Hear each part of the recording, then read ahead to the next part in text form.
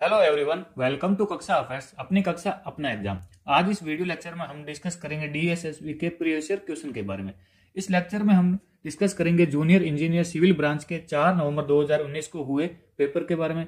और इस पेपर से हमने जीके और जीएस के उन 20 क्वेश्चन को है वो उठाया है और उनका डेप्थ में है हम एनालिसिस करेंगे। तो शुरू करते हैं पहला क्वेश्चन। पहला क्वेश्चन है, फ्रांसिस्को पेल्सट एक यात्री है, यानी कि किस देश के यात्री है? ऑप्शन है अफगानी, पुर्तगाली, डच या फ्रेंच। तो करेक्ट आंसर होगा आपका डच।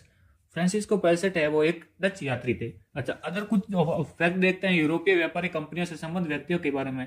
तो वास्को डिगामा है वो भारत आने वाला प्रथम पुर्तगाली यात्री था। कौन? Vasco da Gama. यहाँ से क्वेश्चन पूछ सकता है आपको, वास्को डिगामा भारत आने वाला प्रथम पुर्तगाली यात्री। अच्छा, कैब्राल है वो द्वितीय यात्री था, पुर्तगाली यात्री जो भारत आया था। इसके बाद हम डिस्कस करते हैं कि फ्रांसिस्को डी अल्मीडा, जो कि बहुत बार क्वेश्चन पूछा जाता है। फ्रांसिस्को डी अल्मीडा लिख देता हूं यहां पर, फ्रांसिस्को डी अल्मीडा ये जो है वो भारत में आने वाला प्रथम पुर्तगाली वाइसराय था, है ना, व्यक्ति नहीं था, पुर्तगाली वाइसराय प्रथम, है ना, भारत आने वाला। इसके अलावा हम देखते हैं कि कैप्टन हॉकिंस है जो प्रथम अंग्रेज दूत है वो जिसने सम्राट जहांगीर से वो भेंट की थी। कौन? Captain Hawkins, captain Hawkins. इसके अलावा हम देखते हैं गेराल्ड ओनिग्यार है जो बंबई का संस्थापक था, जॉब चानार्क है वो कलकत्ता का संस्थापक था। तो ये सारी चीजें हम देखते हैं यूरोपीय व्यापारिक कंपनियों से संबंधित व्यक्तियों के बारे में। अच्छा, नेक्स्ट क्वेश्चन था, निम्नलिखित में से किस विनिमय दर को है वो त्रुटि बहुल तृतीय के रूप में जाना जाता है? ऑप्शन थे तृतीय विनिमय दर और स्थिर विनिमय दर, प्रतिबंधित तृतीय, स्थिर विनिमय दर या फिर तृतीय विनिमय दर। तो इसका करेक्ट आंसर था आपका प्रतिबंधित तृतीय। क्या था? प्रतिबंधित तृतीय। अच्छा, विनिमय दर होता क्या है और ये प्रतिबंधित तृतीय क्या होता है, इसको हम डिस्कस करते हैं। विनिमय दर क्या है, जिसको हम कहते हैं एक्सचेंज रेट। इंग्लिश में क्या कहते हैं इसको? Exchange rate. एक्सचेंज रेट है दो अलग अलग कंट्री की है वो मुद्रा के बारे में, यानी कि दो अलग अलग मुद्राओं है उनकी सापेक्ष कीमत होती है एक विनिमय दर, यानी कि एक एक्सचेंज रेट। अर्थात एक मुद्रा के पदों में है वो दूसरी मुद्रा के मूल्य की माप है, यानी कि किन दो मुद्राओं के बीच में जो विनिमय की दर होगी, यानी कि जो एक्सचेंज रेट होगी वो होगी किस पे डिपेंड करेगी? डिमांड और सप्लाई पे। कोई भी प्रोडक्ट हो या फिर कोई भी चीज हो, किस पे डिपेंड करती है? डिमांड एंड सप्लाई पे। जैसे कि अपना इंडिया का है रुपीज और अमेरिका का है डॉलर्स, तो इसकी एक्सचेंज रेट डिपेंड करेगी डिमांड एंड सप्लाई पे। तो इस तरीके से हमारी विनिमय दर है वो वर्क करती है, यानी कि एक्सचेंज रेट है इस तरीके से वर्क करती है। तो प्रतिबंधित तृतीय क्या है कि एक ये ऐसी व्यवस्था है जिसमें केंद्रीय बैंक बाजार की शक्तियों के द्वारा है वो विनिमय दर को, यानी कि एक्सचेंज रेट के निर्धारण की है वो अनुमति प्रदान करता है। कौन? प्रतिबंधित तृतीय। किंतु ये समय समय पर है वो दर को प्रभावित करने के लिए भी साथ में हस्तक्षेप करता रहता है। तो ये सारी जानकारी थी त्रुटिबल तृतीय के बारे में, यानी कि प्रतिबंधित तृतीय के बारे में। नेक्स्ट क्वेश्चन है, अच्छा, आगे बढ़ने से पहले मैं आपसे गुजारिश करता हूं कि अगर आप इस चैनल पर नए हो तो इस चैनल को प्लीज सब्सक्राइब जरूर करें और अपने दोस्तों और स्टडी ग्रुप में शेयर जरूर करें, ताकि इस वीडियो लेक्चर का है वो ज्यादा से ज्यादा स्टूडेंट्स को है वो बेनिफिट मिल सके, क्योंकि आगे है वो ये वीडियो बहुत ही शानदार होने वाला है। तो बने रहिए अंत तक। क्वेश्चन है, भारत छोड़ो आंदोलन कब शुरू हुआ था? ऑप्शन है 1946, 1942, 1939, 1940। तो भारत छोड़ो आंदोलन है वो अगस्त 1942 में हुआ था। कब? अगस्त 1942 में है वो भारत छोड़ो आंदोलन हुआ था। अच्छा, 1942 मार्च में एक और प्रस्ताव आया था जिसका नाम है क्रिप्स प्रस्ताव। क्या था? क्रिप्स प्रस्ताव। कब आया था? मार्च 1942। तो यहां से क्वेश्चन पूछ सकता है। अच्छा, इसके अलावा हम बात करते हैं पूना पैक्ट के बारे में। तो 1932 में है वो पूना पैक्ट हुआ था। पूना पैक्ट कब हुआ? 1932 में। किन किन के बीच हुआ? तो गांधी व अंबेडकर के बीच में। किन किन के बीच? गांधी व अंबेडकर के बीच में है वो पूना पैक्ट हुआ था। अच्छा, 1919 में है वो एक एक्ट आया था। क्या नाम था एक्ट का? क्या नाम था? जल्दी से आंसर दीजिए, कमेंट कीजिए। एक्ट का नाम था रोलेट एक्ट। क्या था? Rowlatt Act. अच्छा, रोलेट एक्ट था 1919 का। अच्छा, इस 1919 में एक और है वो हत्याकांड हुआ था जिसको हम जानते हैं 13 अप्रैल 1919 को है वो जलियांवाला बाग हत्याकांड हुआ था। जलियांवाला बाग हत्याकांड कब हुआ था? 13 अप्रैल 1919 को। अच्छा, 1918 में है वो क्या हुआ था? तो 1918 में है वो खेड़ा सत्याग्रह हुआ था। कहां पर? खेड़ा सत्याग्रह हुआ था, जो जिसको हम जानते हैं प्रथम असहयोग आंदोलन के रूप में भी इसको जानते हैं। अच्छा, 1917 में है वो चंपारण सत्याग्रह हुआ था। 1917 में है वो चंपारण सत्याग्रह हुआ था। चंपारण सत्याग्रह। अच्छा, 1920-21 में असहयोग आंदोलन शुरू हुआ था। 1920-21 में असहयोग आंदोलन शुरू हुआ था। तो ये सारी चीजें आपको ध्यान में रखना। इसके अलावा बहुत भी है, हम आने वाले लेक्चर्स में हम डिस्कस करेंगे कि सारे के सारे वो जितने भी इंपोर्टेंट आंदोलन हुए इंडिया के में, वो मॉडर्न हिस्ट्री है या फिर अपने एंशिएंट हिस्ट्री है, वहां से क्वेश्चन कैसे बनते हैं, डीएसएसबी बोर्ड किस तरह से है वो क्वेश्चन डिजाइन करता है, इनके सारे बारे में हम डिस्कस करेंगे। अच्छा, नेक्स्ट क्वेश्चन है, कुव्वत अल इस्लाम मस्जिद निम्नलिखित में से किस शासक द्वारा नहीं बनाई गई थी? देखो क्वेश्चन ध्यान से पढ़ना, किस शासक द्वारा नहीं बनाई गई थी, है ना। ये नहीं पूछा है कि किसके द्वारा बनाई गई थी। तो ऑप्शन है गयासुद्दीन बलबन, फिरोज शाह तुगलक, कुतुबुद्दीन ऐबक, इल्तुतमिश। तो करेक्ट ऑप्शन होगा आपका गयासुद्दीन बलबन। तो कुव्वत उल इस्लाम मस्जिद है वो किसके पास है? हमारे कुतुब मीनार के पास, दिल्ली में स्थित है कुतुब मीनार, उसी के पास है वो कुव्वत अल इस्लाम मस्जिद है वो स्थित है। अच्छा, तो इनका निर्माण है वो इन शासकों ने वो मिलकर करवाया था। तो इसका सबसे पहले शुरुआत है वो गुलाम वंश के प्रथम शासक थे कुतुब उल दिन ऐबक। कुतुब उल दिन ऐबक है, उन्होंने है वो 1206 ईस्वी में वो इसका निर्माण शुरू किया था। इसके बाद है वो 1230 में इल्तुतमिश ने, किसने? इल्तुतमिश ने है वो कुछ काम करवाया था इसका। और उसके बाद फिरोज शाह तुगलक ने, किसने? फिरोज शाह तुगलक ने है वो 1351 में है वो बाकी बचा इस मस्जिद का है वो काम करवाया था। ये जो मस्जिद है ये हिंदू और इस्लामिक कला का एक अनूठा संगम भी है, यह ध्यान रखना। हिंदू प्लस मुस्लिम है, इनका अनूठा संगम भी है, यानी कि एक अच्छा सा संगम भी है ये हिंदू एंड मुस्लिम का, ठीक है। एक अंगूठा संगम भी है। और एक और इसकी छत है और स्तंभ भारतीय मंदिर शैली की याद दिलाते हैं, और वहीं दूसरी और इसके बुर्ज इस्लामिक शैली में बने हुए। अब ये संगम क्यों? कि ये जो छत है इसकी एक और तो है वो भारतीय मंदिर की शैली है और दूसरी और क्या है? बुर्ज इस्लामिक शैली है। तो ये सारी चीजें आपको ध्यान में रखना है इनके बारे में, है ना। नेक्स्ट क्वेश्चन है, निम्नलिखित में से कौन सी समिति बीसीसीआई सुधारों से संबंधित है? ऑप्शन है केलकर समिति, वाईवी रेड्डी समिति, रतन वाटल समिति, लोढ़ा समिति। तो करेक्ट ऑप्शन होगा आपका लोढ़ा समिति। तो लोढ़ा समिति की है वो इसकी स्थापना 4 जनवरी 2017 को हुई थी। कब हुई थी? 4 जनवरी 2017 को। आया चीज समझ में? अच्छा, तो बात करते हैं बीसीसीआई की। बीसीसीआई की फुल फॉर्म है board of control for cricket India. Board of control for cricket in India लिख देता हूं मैं यहाँ पर, board of control for cricket in India, ये बीसीसीआई की फुल फॉर्म है। और इसकी स्थापना है वो हुई थी दिसंबर 1928 में। और इसका हेडक्वार्टर है मुंबई में, ध्यान रखना मुंबई में। और इसके अध्यक्ष है सौरव गांगुली। अध्यक्ष कौन है? सौरव गांगुली। इसके अलावा हम बात करते हैं इसके सचिव की, तो इसके सचिव है अमिताभ चौधरी। सचिव कौन है?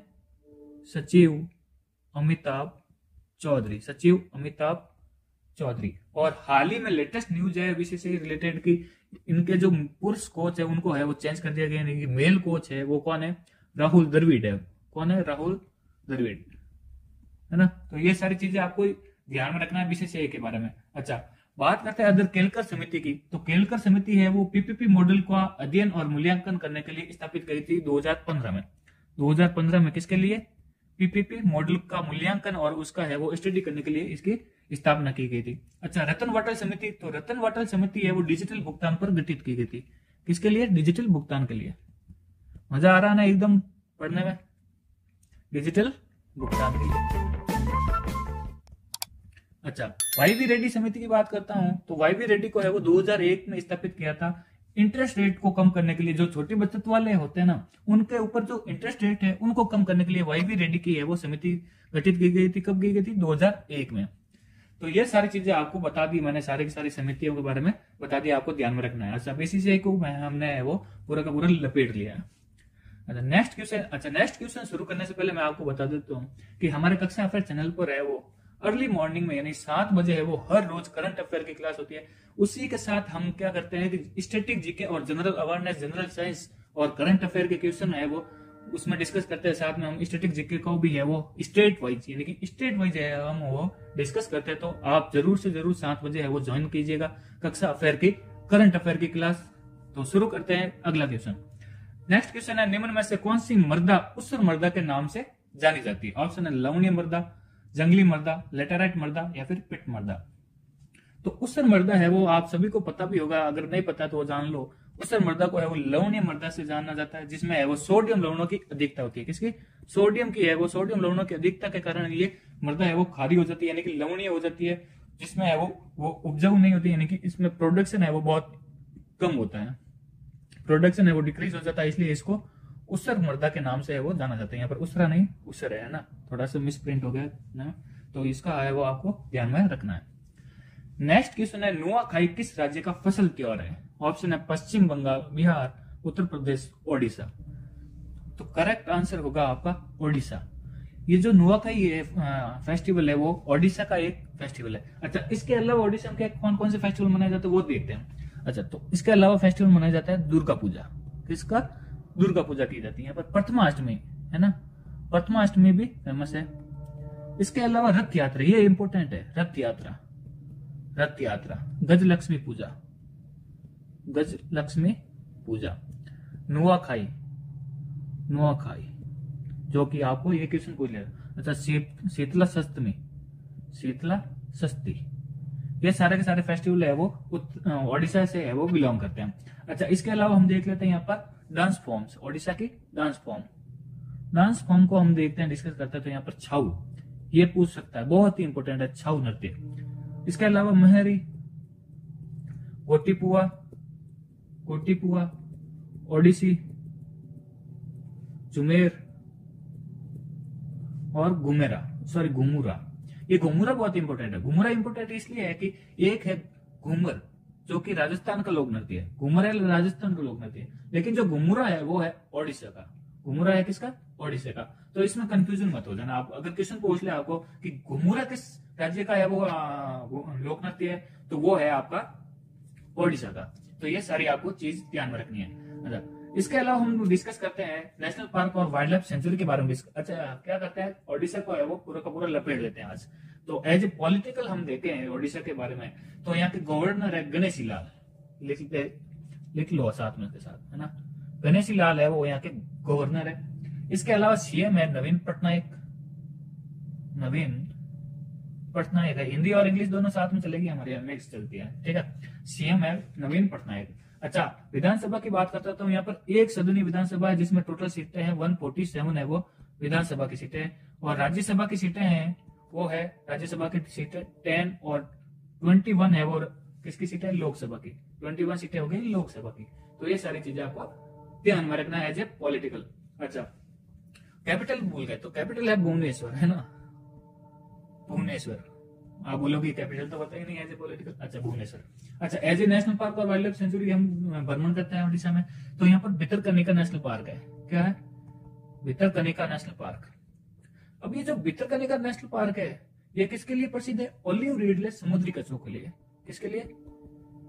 ओलिव रिडले समुद्री कछुओं के लिए। अच्छा, ये भितरकनिका में है वो इंडिया का दूसरा सबसे बड़ा है वो मैंग्रोव वन है। इंडिया का दूसरा सबसे बड़ा मैंग्रोव वन किसमें है? भितरकनिका नेशनल पार्क में। अच्छा, भितरकनिका नेशनल पार्क में ये मैंग्रोव वन। इसके अलावा हम बात करते हैं तो यहाँ पर गहीर माता समुद्री अभ्यारण्य है। गहीर माता समुद्री अभ्यारण्य, ये ध्यान रखना, गहीर माता समुद्री अभ्यारण्य,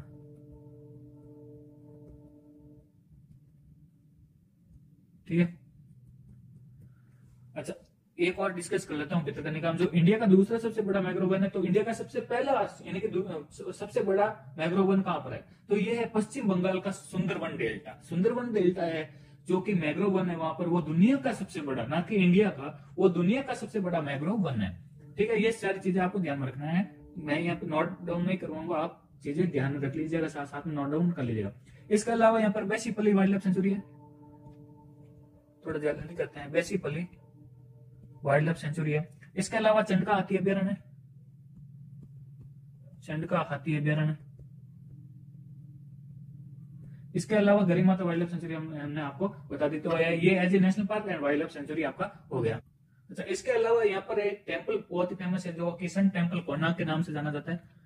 सन टेम्पल जो कि कोणार्क में स्थित है, पुरी से कुछ किलोमीटर आगे है कोणार्क, है ना, वहां पर ये सन टेम्पल है। इसके अलावा सन टेम्पल को हम ब्लैक पैगोडा के नाम से भी जाना जाता है, इसको ब्लैक पैगोडा इसके नाम से भी हम इसको जानते हैं। इसमें क्या है कि 12 पहिए है, 12 और 12 यानी कि टोटल 24 है वो पहिए है इसमें, और टोटल 7 घोड़े है वो इसको दर्शाए गए हैं खींचते हुए, 7 घोड़े, है ना। तो ये चीज आपको ध्यान में रखना। अच्छा, यहाँ पर महानदी बहती है, कौन सी महानदी, तो महानदी पर एक डैम है, महानदी पर डैम है, कौन सा है, हीराकुंड डैम। कौन सा है, हीराकुंड डैम।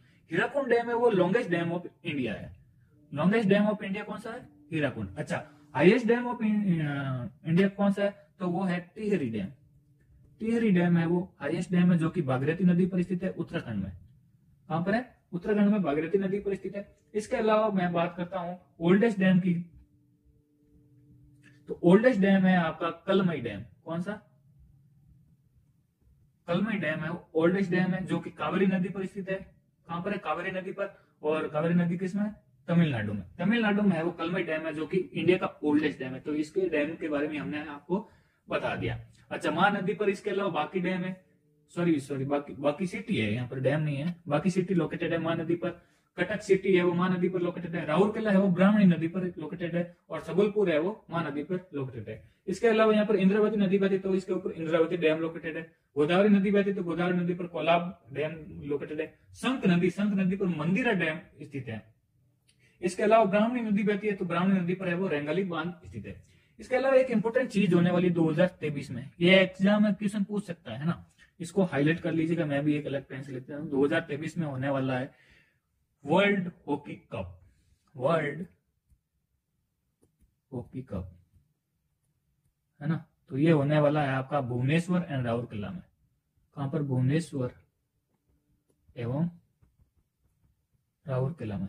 तो कैसी लग रही है आपको क्लास, मजा आ रहा है ना, तो बने रहिए अंत तक, इससे भी अच्छा आपको एक्सपीरियंस देखने को मिलेगा क्लास के बारे में कि ऐसे भी क्लास होती है क्या।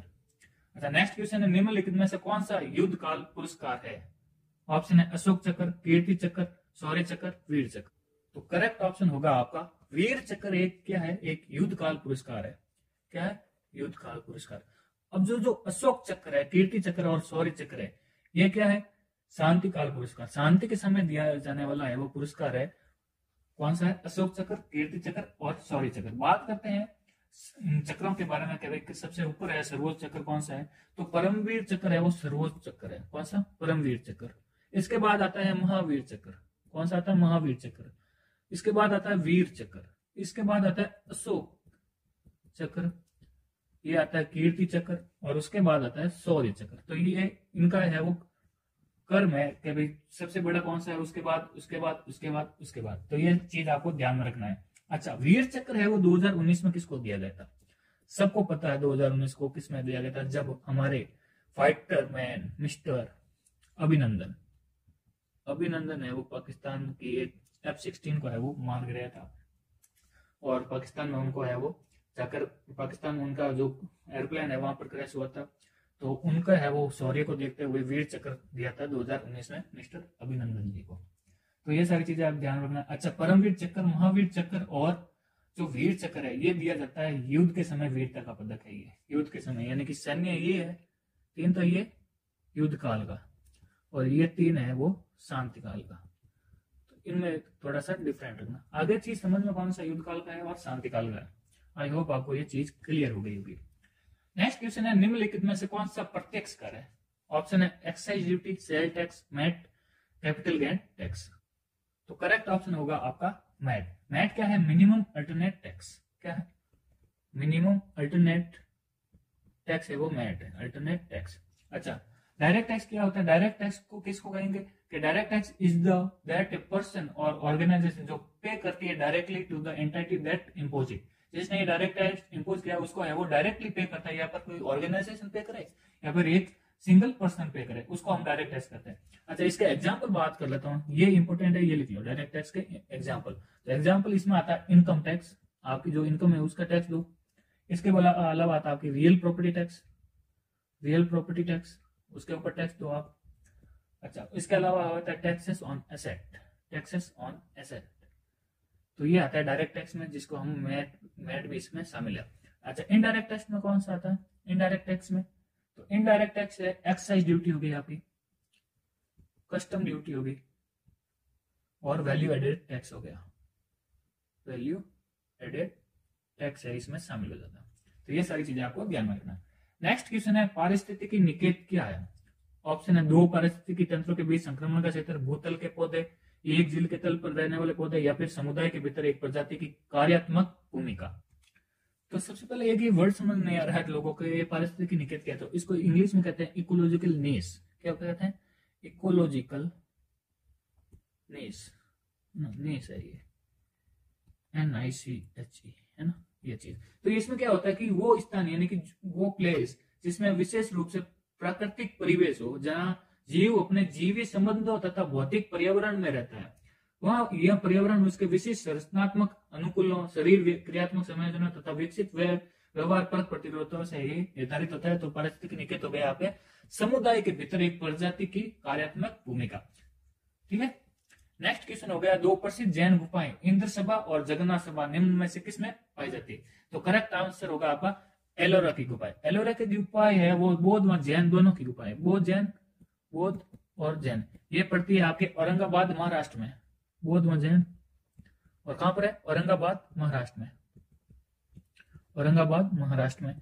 इसके अलावा बात करता हूं अजंता की गुफाएं। तो अजंता की गुफाएं भी औरंगाबाद महाराष्ट्र में रहती है, जो कि वाघोरा नदी के पास स्थित है। कहां पर?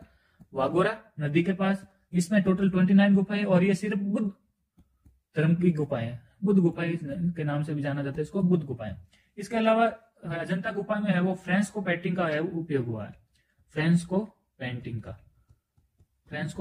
का है वो इसमें उपयोग हुआ है अजंता गुफा में। अच्छा, एलिफेंटा गुफा की बात करता हूं। तो एलिफेंटा गुफा है वो महाराष्ट्र में लोकेटेड है, जो कि है वो, इनका ऐतिहासिक नाम है गारापुरी गुफाएं, और इसका मराठी नाम है गारापुरीची लेणी। क्या है? गारापुरीची लेणी। इसके अलावा जो एलिफेंटा गुफा है ये किसने दिया था? तो एलिफेंटा गुफा दिया था पुर्तगालियों ने, क्योंकि यहाँ पर एक एलिफेंट की है वो कुछ मूर्ति है, उस मूर्ति को देखते हुए इसकी गुफाओं का नाम दे दिया एलिफेंटा गुफाएं। नेक्स्ट क्वेश्चन है सेकॉम मीराबाई चानू किस खेल से संबंधित है? ये क्वेश्चन आया था। तो ऑप्शन है मुक्केबाजी, भारोत्तोलन, कुश्ती, बैडमिंटन। जो सेकॉम मीराबाई चानू है वो है वेट लिफ्टर। क्या है? भारोत्तोलन से है वो रिलेटेड है मीराबाई चानू। अच्छा, मीराबाई चानू ने है वो 2020 टोक्यो ओलंपिक में, जो कि हुआ था 2021 में, कहां पर हुआ था? टोक्यो ओलंपिक जापान में, वहां पर है वो रजत पदक जीता था। क्या? रजत पदक है वो जीता था। इसके अलावा हम डिस्कस करते हैं तो मीराबाई चानू है वो मणिपुर से है वो बिलोंग करती है। ये भी क्वेश्चन पूछ लेता है कभी कभार कि मीराबाई चानू का है वो स्थान कहां से बिलोंग करती है? तो मणिपुर से बिलोंग करती है। अच्छा, 2020 का ओलंपिक था, इसमें है वो इंडिया ने टोटल 7 मेडल जीते, जिसमें से 1 गोल्ड शामिल था। इसके अलावा 2 सिल्वर और 3 ब्रॉन्ज, हो गया पूरा 7 मेडल जीते थे, 2 सिल्वर, 3 ब्रॉन्ज और 1 गोल्ड मेडल, है ना। अच्छा, गोल्ड मेडल किसने जीता था? तो गोल्ड मेडल जीता था जेवलिन थ्रो के मिस्टर नीरज चोपड़ा ने। किसने? नीरज चोपड़ा, गोल्ड मेडल, है ना, नीरज चोपड़ा। अच्छा, इसके अलावा मैं बात करता हूं कि 2020 का है वो यहाँ पर हुआ था टोक्यो ओलंपिक में। 2024 का समर कहां पर होगा? पेरिस फ्रांस में, ये ध्यान रखना। 2024 का पेरिस फ्रांस में, ये समर का बता रहा हूं मैं, ना कि विंटर का। और 2028 का कहां पर है? लॉस एंजलिस यूएसए में, यूएसए लॉस एंजलिस। इसके अलावा 2032 तक आ चुका है ब्रिस्बेन ऑस्ट्रेलिया, ब्रिस्बेन ऑस्ट्रेलिया में, है ना। तो ये थे समर के। अच्छा, विंटर की बात करता तो विंटर 2022 का कहां पर है प्रस्तावित? बीजिंग चाइना में, बीजिंग चाइना में 2022 का है वो प्रस्तावित है समर, सॉरी समर नहीं विंटर, ध्यान में रखना। और 2026 का कहां पर है? 2026 का कहां पर है? 2026 का है मिलान एंड कोर्टिना, जो कि लोकेटेड है इटली में। कहां पर है? इटली में है वो प्रस्तावित है 2026 का। तो ये सारी चीजें आपको ध्यान में रखना ओलंपिक के बारे में। नेक्स्ट क्वेश्चन है भारतीय संविधान में अवशिष्ट शक्तियों का विचार से लिया गया है, यानी कि किस देश से है वो लिया गया है? ऑप्शन है फ्रांसीसी संविधान, कनाडा का संविधान, आयरिश संविधान, ब्रिटिश संविधान। तो करेक्ट आंसर होगा आपका कनाडा का संविधान, है ना। तो कनाडा से है वो अवशिष्ट शक्तियों का विचार लिया गया। अच्छा, अवशिष्ट शक्तियों का विचार का मतलब क्या है इसका? अब जो ये अवशिष्ट शक्तियों का विचार है वो कनाडा से लिया गया। इसके द्वारा है वो जो केंद्र सरकार है, केंद्र सरकार क्या करता है? राज्यपालों की नियुक्ति करता है इसी के तहत, और उच्चतम न्यायालय का है वो परामर्श, न्याय निर्णय जैसी चीजें इसमें शामिल होती है। तो ये है उपस्थित शक्तियों का विचार, जो कि कनाडा के संविधान से लिया गया। अच्छा, संविधान में वो अलग अलग देशों से हमने कुछ इंपोर्टेंट चीजें ली है, उनको हम देख लेते हैं। तो यूएसए की ये, अच्छा एक काम करो, आप स्क्रीनशॉट खींच लो। इतना मैं डिस्कस करने बैठूंगा तो वीडियो है वो बहुत ही लंबा हो जाएगा। तो स्क्रीनशॉट खींच लो और आपको इसको है वो रीड आउट कर लेना। खींच लो फटाफट। अच्छा, इसके बाद ये खींच लो कनाडा, सोवियत संघ, जापान, फ्रांस, ये मैंने सारे के सारे लिख दिए। यहाँ से अगर क्वेश्चन पूछना चाहेगा तो यहाँ से बाहर नहीं जाएगा, आपको बस रीड आउट करना है एक बार। हो गया। नेक्स्ट क्वेश्चन है, विश्व में प्रथम महिला प्रधानमंत्री किस देश की थी? ऑप्शन है श्रीलंका, भारत, बांग्लादेश, पाकिस्तान। तो करेक्ट ऑप्शन होगा आपका श्रीलंका का। श्रीलंका की प्रथम महिला प्रधानमंत्री थी, बनी थी सिरिमा रत्नवते डायस बड्रानायक। कौन बनी थी? सिरिमा रत्नवते डायस बड्रानायक। 1960 से 1965 के बीच में। मैं लिख देता हूं यहाँ पर, सिरिमा रत्नवते डायस बंड्रानायक। ये दुनिया में बनने वाली प्रथम महिला प्रधानमंत्री थी, जो कि 1960 से 1965 तक इन्होंने वो कार्यभार संभाला था। नेक्स्ट क्वेश्चन है, विजय हजारे ट्रॉफी किस खेल से संबंधित है? ऑप्शन है बैडमिंटन, क्रिकेट, फुटबॉल, हॉकी। तो विजय हजारे ट्रॉफी है वो हॉकी से, सॉरी क्रिकेट से रिलेटेड है। इसके अलावा हम बात करते हैं खेलों से संबंधित शब्द का हर एग्जाम में पूछा जाता है, तो ये सारे के सारे मैंने सब डाल दिए हैं इसमें। इसको आप स्क्रीनशॉट खींच लीजिए और आपको रीड आउट करना है। खींच लिए, इसका भी खींच लीजिए फटाफट। यह इसलिए नहीं पढ़ा रहा हूं कि वीडियो बहुत लंबी होने वाली है। ये भी खींच लो, ठीक है, हो गया। ये भी ले लो। पूरे के पूरे जितने भी होते हैं खेल, उसमें जो भी वर्ड यूज लेते हैं हमने उसको इसके अंदर डाल दिया। अच्छा, नेक्स्ट क्वेश्चन है, थर्मोस्टेट को स्थिर रखने के लिए एक माप है। ऑप्शन है आयतन, तापमान, घनत्व, वायुदाब। तो इसका करेक्ट आंसर होगा आपका टेम्परेचर के लिए। अच्छा, डेंसिटी के लिए, तो डेंसिटी के लिए हाइड्रोमीटर एंड स्पेसिफिक ग्रेविटी, है ना। नेक्स्ट क्वेश्चन है, भारत के किस राष्ट्रपति की मृत्यु है वो उनके कार्यकाल में हुई थी? ऑप्शन है doctor Rajendra Prasad, doctor S Radhakrishnan, Fakhruddin Ali Ahmad, ज्ञानी जैल सिंह। तो करेक्ट ऑप्शन होगा आपका फखरुद्दीन अली अहमद। एक्चुअली में क्या है कि इंडिया में राष्ट्रपति पद के रहते हुए 2 राष्ट्रपतियों की हमारे डेथ हो चुकी है। एक तो है जाकिर हुसैन, जो कि भारत के प्रथम मुस्लिम है वो राष्ट्रपति थे, जाकिर हुसैन। और सेकंड हो गए फखरुद्दीन अली अहमद। अच्छा, जाकिर हुसैन का कार्यकाल था 1969 में इनकी डेथ हुई थी। यहाँ पर कार्यकाल था, यानी कि वो तीसरे राष्ट्रपति थे। कौन से थे? तीसरे राष्ट्रपति थे देश के। और फखरुद्दीन अहमद है वो भारत के 6वें राष्ट्रपति थे एज ए कार्यकाल की दृष्टि से, और एज ए पर्सन की दृष्टि से वो 5वें राष्ट्रपति थे। इसके बारे में आपको ध्यान में रखना। नेक्स्ट क्वेश्चन है, श्रमिकों के लिए जीवित मजदूरी आदि संविधान के किस अनुच्छेद के तहत आती है? ऑप्शन है अनुच्छेद 51, 43, 55, 44। तो करेक्ट ऑप्शन होगा आपका 43। अगर आप इन अनुच्छेदों और जितने भी अनुसूचियां हैं, यानी कि पॉलिटी से रिलेटेड आपको कोई भी क्वेश्चन चाहिए, यानी कि अगर आपको इसको वीडियो चाहिए तो आप कमेंट बॉक्स में दे दीजिए। मैं क्या सारे के सारे वीडियो है वो इंपोर्टेंट जितने भी अनुच्छेद है या फिर जितने भी संविधान संशोधन हुए उनका वीडियो मैं आपके लिए ये डाल दूंगा, जो कि आपके लिए बहुत ही हेल्पफुल रहेगा। अगर इस संविधान से क्वेश्चन पूछेगा तो उसी वीडियो से आपको क्वेश्चन मिल जाएगा। नेक्स्ट क्वेश्चन है, राष्ट्रमंडल खेल 2022 निम्नलिखित में से किस देश में आयोजित किया जाएगा? ऑप्शन है चाइना, इंग्लैंड, न्यूजीलैंड, इंडोनेशिया। तो करेक्ट आंसर होगा आपका इंग्लैंड। 2022 में जो राष्ट्रमंडल खेल होने वाले हैं वो होंगे बर्मिंघम, इंग्लैंड में। कहां पर? इंग्लैंड के बर्मिंघम में है वो आयोजित होंगे। और ये कब होगा? जुलाई से अगस्त के बीच में, जुलाई एंड अगस्त मंथ में होगा 2022 का, यानी इसी साल में होने वाला है। और इसमें से एक बहुत इंपॉर्टेंट चीज है, वो एग्जाम में इस तरीके से पूछा जा सकता है इस बार, कि जो तीरंदाजी व निशानेबाजी चैंपियनशिप ये कहां पर होगी? इसमें जो तीरंदाजी और निशानेबाजी वाली चैंपियनशिप होने वाली है, ये इसका आयोजन कहां पर होगा? तो इसका आयोजन है वो भारत में होगा, तो ये चीज आपको ध्यान में रखनी है। नेक्स्ट क्वेश्चन है, निम्नलिखित नदियों का उनसे संबंधित बांधों का है वो मिलान करें। ऑप्शन है रावी के सामने पोलावरम बांध, सतलज के सामने रणजीत सागर बांध, तापी के सामने भाखड़ा नागल बांध, गोदावरी के सामने उकाई बांध। तो जल्दी से मिलान कीजिए, आपके पास 10 सेकेंड है।